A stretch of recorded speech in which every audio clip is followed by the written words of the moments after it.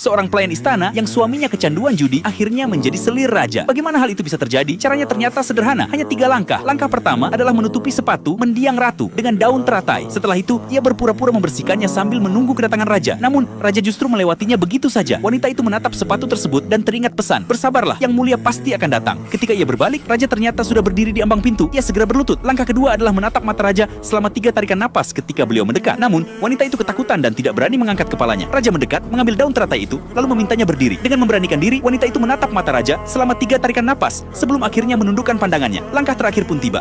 Raja bertanya mengapa ia menaruh daun teratai di atas sepatu tersebut. Wanita itu menjawab, mendiang ratu masih pantas mendapatkan penghormatan. Jawaban sederhana itu langsung membuat raja terkesan. "Apa namamu?" tanya raja. Fuxian tidak menjawab apapun. Setelah kembali ke istana, raja memerintahkan pelukis untuk membuat potret dirinya. Setelah meninggalkan istana, Fuxian menemui wanita yang sebelumnya mengajarinya cara tersebut. Fuxian berkata, "Suamiku seorang penjudi, tetapi aku tidak bisa meninggalkannya. Aku akan mengembalikan perak yang Anda berikan." Wanita itu hanya tersenyum dan berkata, "Kau pasti akan kembali lagi." Sesampainya di rumah, Fuxian mendapati bahwa perak dan buku silsilah keluarganya telah hilang. Suaminya mengaku bahwa semuanya telah habis karena judi. Hati Fuxian pun hancur. Keesokan harinya, Raja Separamat, raja melihat lukisan Fuxian dan berkata, "Lukisan ini tidak menunjukkan kecantikanmu yang sebenarnya."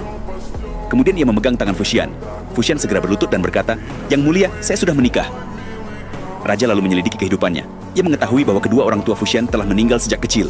Pada siang hari ia bekerja di istana, sore hari ia bekerja di rumah hiburan, dan sepanjang malam ia menjahit.